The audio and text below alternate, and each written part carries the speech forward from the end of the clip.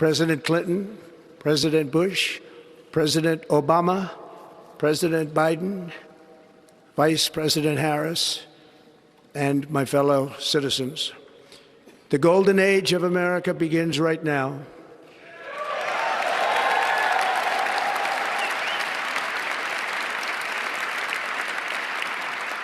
From this day forward, our country will flourish and be respected again all over the world. We will be the envy of every nation, and we will not allow ourselves to be taken advantage of any longer. During every single day of the Trump administration, I will very simply put America first.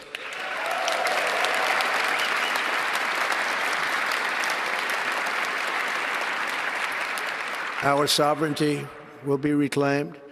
Our safety will be restored. The scales of justice will be rebalanced. The vicious, violent, and unfair weaponization of the Justice Department and our government will end.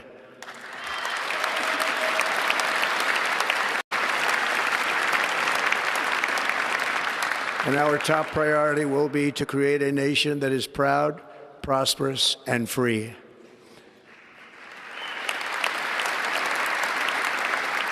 America will soon be greater, stronger, and far more exceptional than ever before.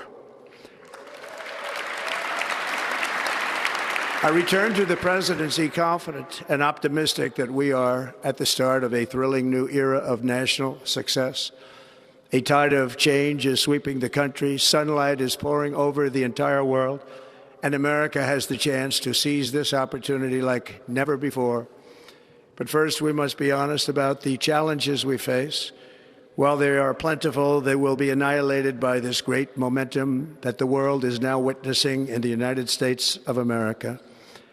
As we gather today, our government confronts a crisis of trust. For many years, a radical and corrupt establishment has extracted power and wealth from our citizens while the pillars of our society lay broken and seemingly in complete disrepair. We now have a government that cannot manage even a simple crisis at home, while at the same time stumbling into a continuing catalog of catastrophic events abroad. It fails to protect our magnificent, law-abiding American citizens, but provides sanctuary and protection for dangerous criminals, many from prisons and mental institutions that have illegally entered our country from all over the world. We have a government that has given unlimited funding to the defense of foreign borders, but refuses to defend American borders or, more importantly, its own people. Our country can no longer deliver basic services in times of emergency, as recently shown by the wonderful people of North Carolina, been treated so badly, and other states who are still suffering from a hurricane that took place many months ago. Or more recently, Los Angeles, where we are watching fires still tragically burn. From weeks ago, without even a token of defense, they're raging through the houses and communities, even affecting some of the wealthiest and most powerful individuals in our country, some of whom are sitting here right now. They don't have a home any longer. That's interesting. But we can't let this happen. Everyone is unable to do anything about it. That's going to change. We have a public health system that does not deliver in times of disaster, yet more money is spent on it than any country anywhere in the world. And we have an education system that teaches our children to be ashamed of themselves in many cases, to hate our country despite the love that we try so desperately to provide to them. All of this will change starting today, and it will change very quickly.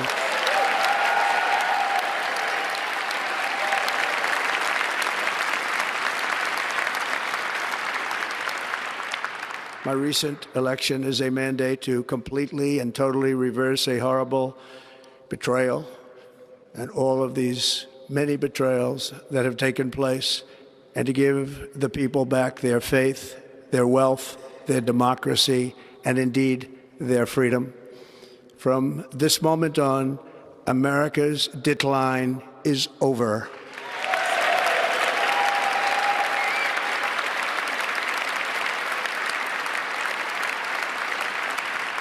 Our liberties and our nation's glorious destiny will no longer be denied, and we will immediately restore the integrity, competency, and loyalty of America's government.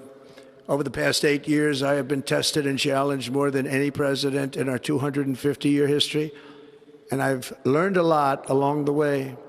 The journey to reclaim our republic has not been an easy one, that I can tell you. Those who wish to stop our cause have tried to take my freedom and indeed to take my life. Just a few months ago in a beautiful Pennsylvania field, an assassin's bullet ripped through my ear. But I felt then, and believe even more so now, that my life was saved for a reason. I was saved by God to make America great again.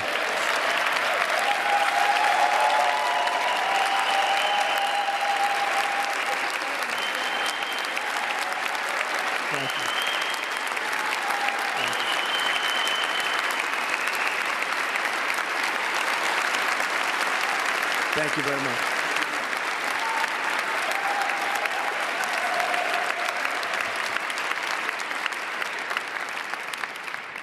That is why each day under our administration of American patriots, we will be working to meet every crisis with dignity and power and strength.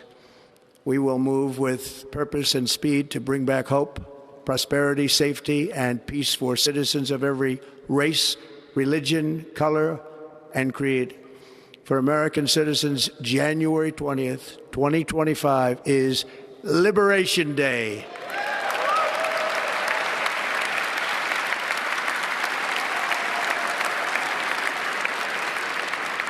It is my hope that our recent presidential election will be remembered as the greatest and most consequential election in the history of our country.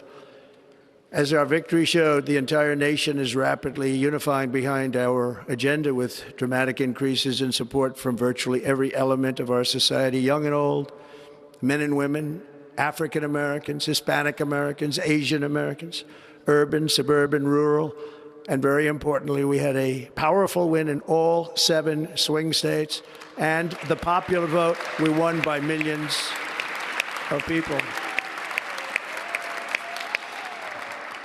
To the Black and Hispanic communities, I want to thank you for the tremendous outpouring of love and trust that you have shown me with your vote.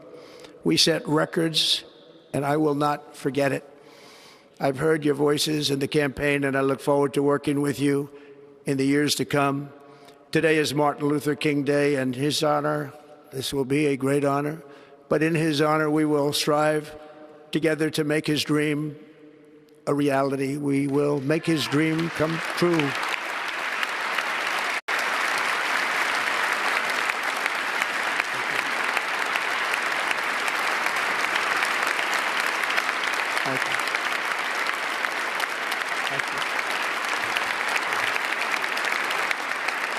National unity is now returning to America, and confidence and pride is soaring like never before.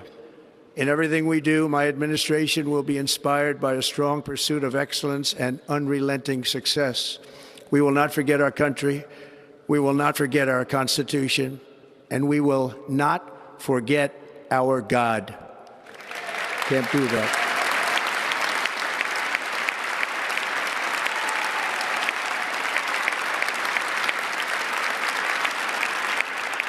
Today, I will sign a series of historic executive orders.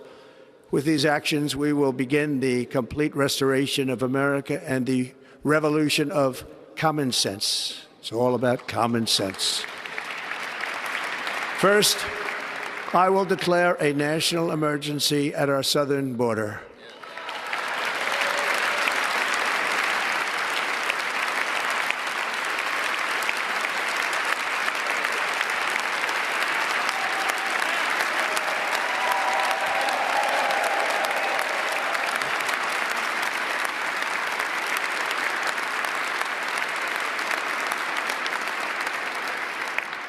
All illegal entry will immediately be halted, and we will begin the process of returning millions and millions of criminal aliens back to the places from which they came. We will reinstate my Remain in Mexico policy. I will end the practice of catch and release.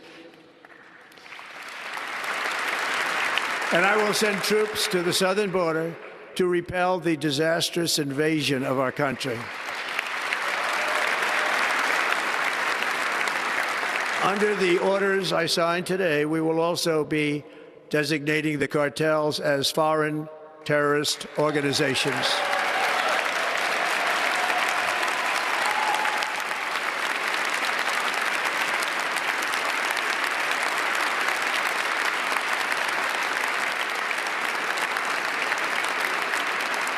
And by invoking the Alien Enemies Act of 1798, I will direct our government to use the full and immense power of federal and state law enforcement to eliminate the presence of all foreign gangs and criminal networks, bringing devastating crime to U.S. soil, including our cities and inner cities.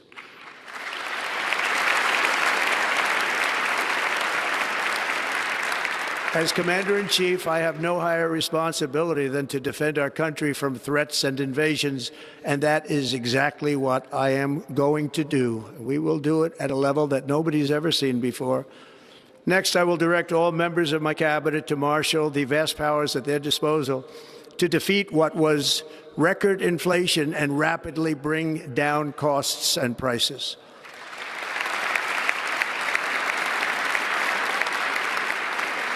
The inflation crisis was caused by massive overspending and escalating energy prices, and that is why today I will also declare a national energy emergency. We will drill, baby, drill.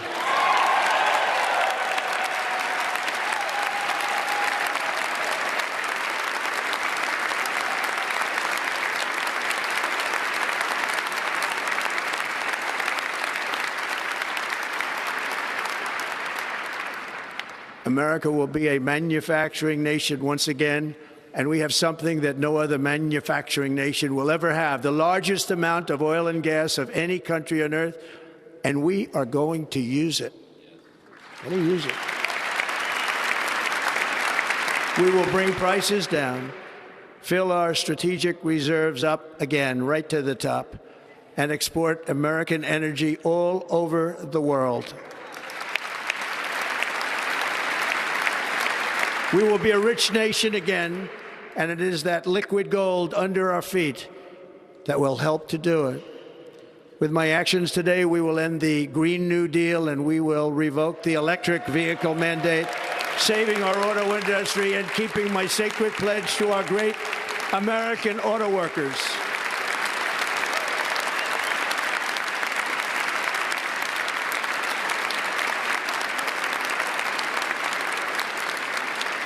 In other words, you'll be able to buy the car of your choice.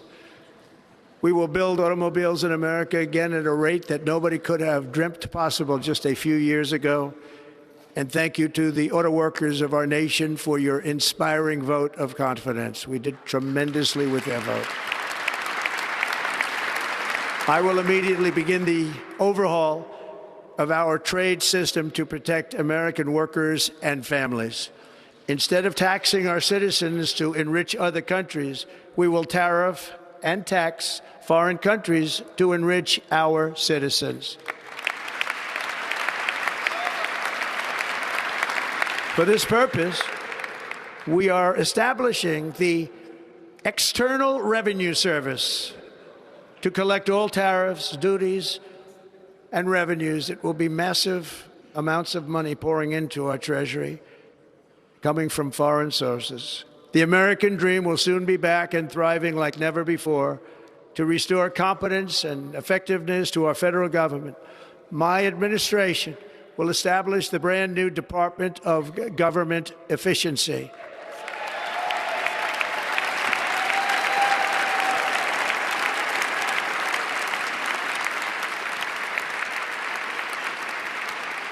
After years and years of illegal and unconstitutional federal efforts to restrict free expression, I will also sign an executive order to immediately stop all government censorship and bring back free speech to America.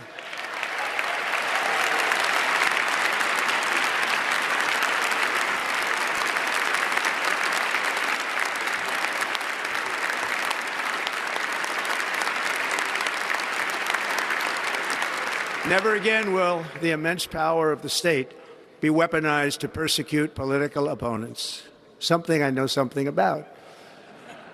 We will not allow that to happen. It will not happen again. Under my leadership, we will restore fair, equal, and impartial justice under the constitutional rule of law.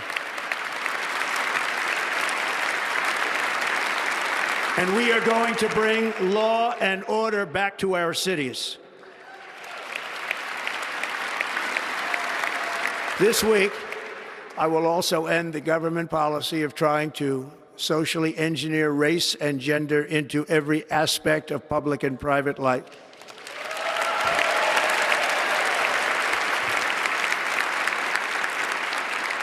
We will forge a society that is colorblind and merit-based. As of today, it will henceforth be the official policy of the United States government that there are only two genders, male and female.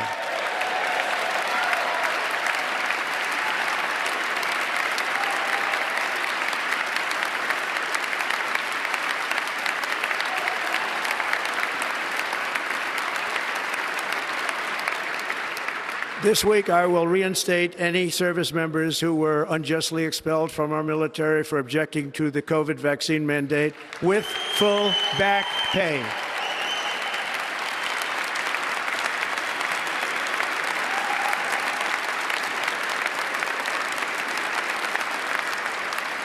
And I will sign an order to stop our warriors from being subjected to radical political theories and social experiments while on duty. It's going to end immediately. Our armed forces will be freed to focus on their sole mission, defeating America's enemies.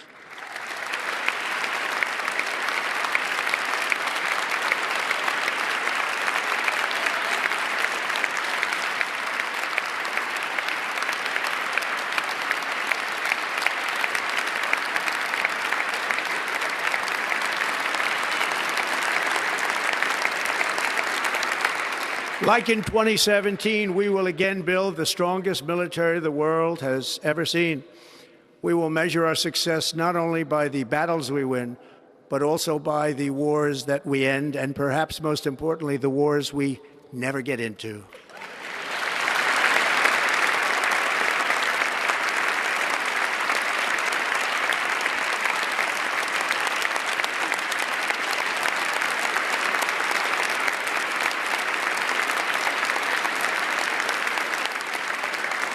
My proudest legacy will be that of a peacemaker and unifier. That's what I want to be, a peacemaker and a unifier.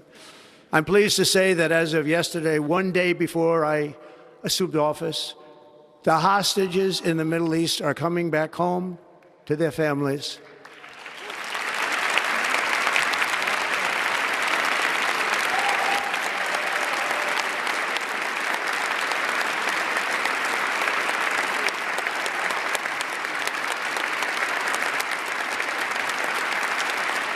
Thank you. America will reclaim its rightful place as the greatest, most powerful, most respected nation on earth, inspiring the awe and admiration of the entire world.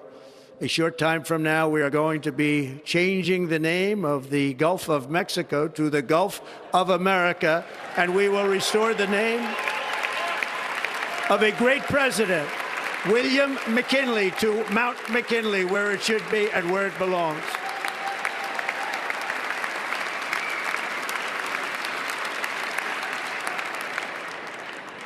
President McKinley made our country very rich through tariffs and through talent.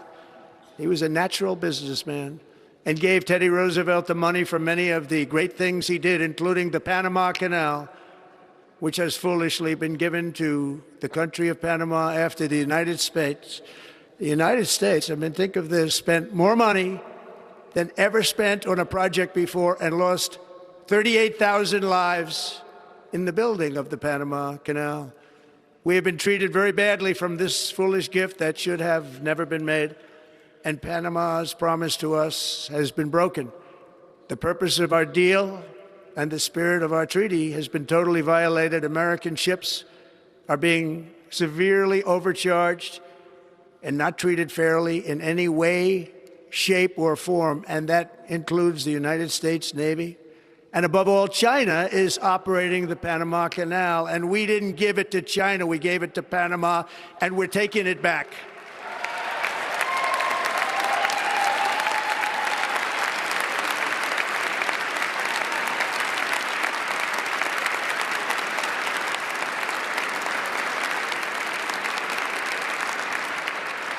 Above all, my message to Americans today is that it is time for us to once again act with courage, vigor, and the vitality of history's greatest civilization. So as we liberate our nation, we will lead it to new heights of victory and success. We will not be deterred. Together we will end the chronic disease epidemic and keep our children safe, healthy, and disease-free. The United States will once again consider itself a growing nation, one that increases our wealth, expands our territory, builds our cities, raises our expectations, and carries our flag into new and beautiful horizons. And we will pursue our manifest destiny into the stars, launching American astronauts to plant the stars and stripes on the planet Mars.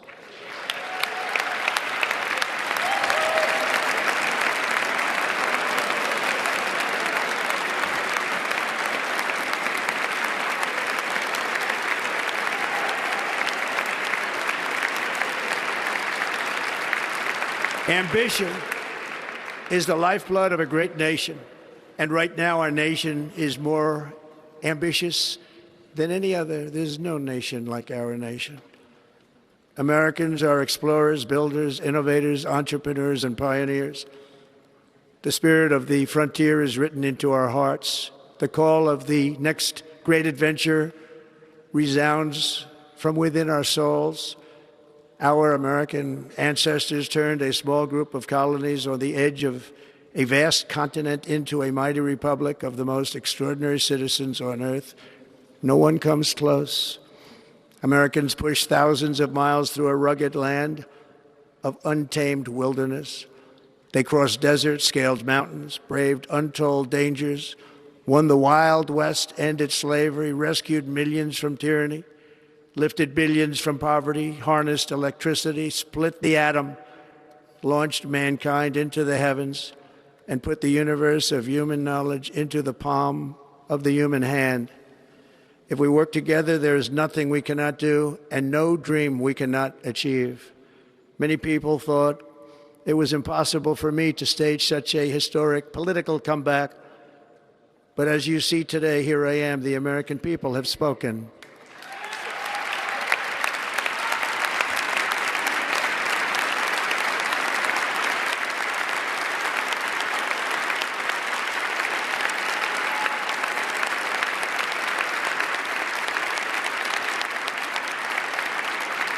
I stand before you now as proof that you should never believe that something is impossible to do. In America, the impossible is what we do best.